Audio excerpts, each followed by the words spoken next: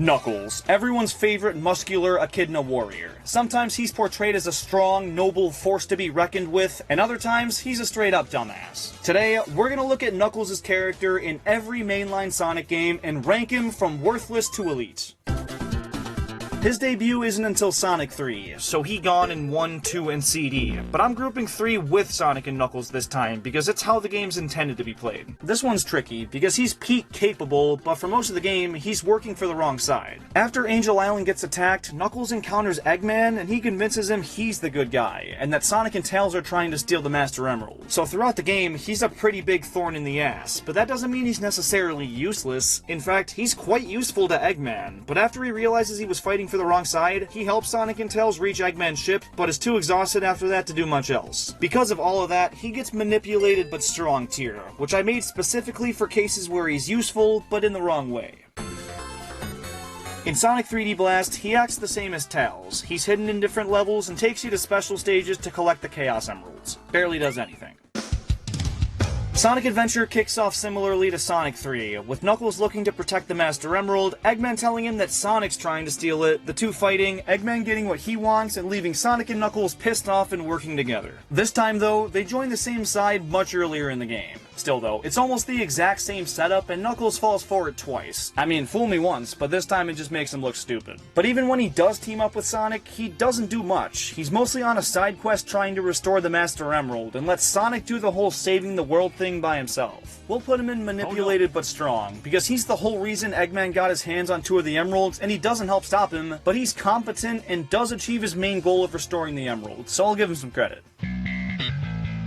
This is the first game where Knuckles plays a prominent role, and it's not helping Eggman at all. Him and Rouge have a standoff over who gets the Master Emerald, and when Eggman tries to snatch it while they're distracted, Knuckles breaks it into a million pieces and has to scour the Earth and space to find them all. He did create the problem in the first place, but the Master Emerald is the only thing with the power to counteract that of all 7 Chaos Emeralds, so it's kind of vital Eggman didn't steal it, so I can justify his decision to smash it. However, when he does use it at the end of the game, it's in vain, because the actual Ultimate Life Form takes control of the space colony and keeps it on its collision course. Still though, he played a pretty big role and stepped up when he needed to, and I think that earns him an elite tier. I'm grouping all 3 advanced games together because his role is similar throughout the trilogy, but unlike Tails, who's unlocked pretty early on, Knuckles is more of a mid-game acquisition, and that'll dock him a little. Once unlocked though, you can go back and play any level you want with him, so he's fully capable, but not a full contributor, so I can't put him any higher than sidekick tier.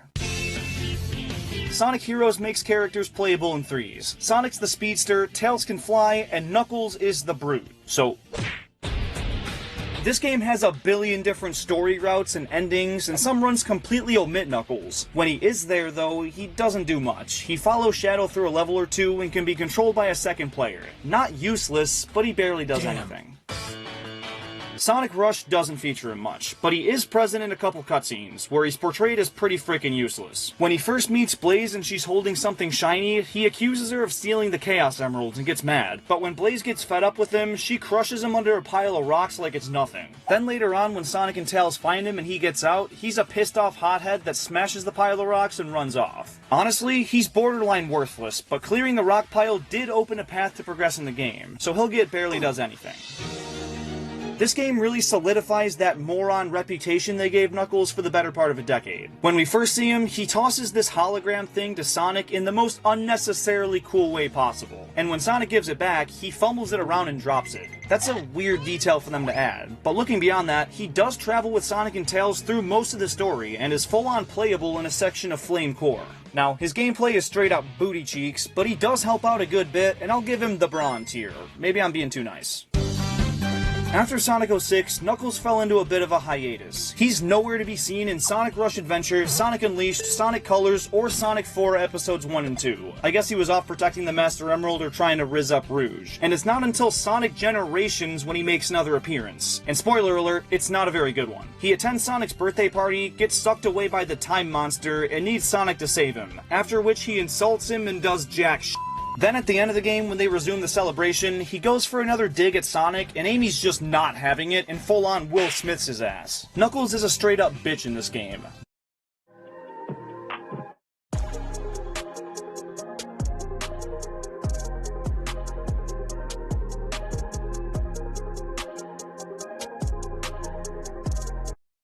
worthless.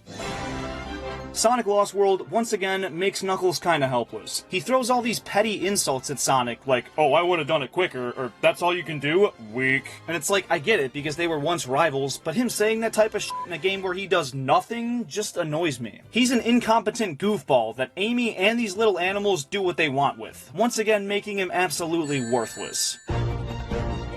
Sonic Boom completely rebranded the Sonic series and gave the characters much more streamlined personalities, but no one was more flanderized than Knuckles. He's modern Patrick Star, an airhead that's really strong, and in the show he has some pretty funny moments, but we're talking about the atrocity that is Sonic Boom Rise of Lyric, where he's actually pretty useful again. He's fully playable alongside Sonic, Tails, and Amy, and he's without question the most broken character in the game, figuratively and literally. When you pause the game during his mid-air special, you can unpause, use it again, and essentially just infinite jump. This completely breaks the game, but gives him Shaggy levels of power, so elite! This game brings Knuckles back to his Sonic 3 and Knuckles form, making him fully playable throughout the game, and giving him a ton of unique routes that take advantage of his gliding and climbing abilities. But this time around, he's not tricked by Eggman, and is helping Sonic throughout the entire game, making this one of the easiest elite tiers of the video. Sonic Forces is a bad game. It is, and while Knuckles isn't playable here, he actually uses his knowledge of combat and battle to form the resistance everyone fights in. He's the brains of their operation, and he leads the charge in the massive battle at the end of the game. So even if you can't play as him, he earns a spot at least up in the Brawn tier. This time around, Knuckles' role is once again about the same as Tails'. He's turned into a digital form and locked up, Sonic has to rescue him, he follows Sonic around for a bit and helps now and again, and after the game's beat, you can play as him. That was only added in the latest and final DLC update last December, and since that's only after the world is saved, it doesn't bring the ranking up much. He gets manipulated but strong, because it's a mid-tier, and I guess he is manipulated by the cyberspace thing, so close enough.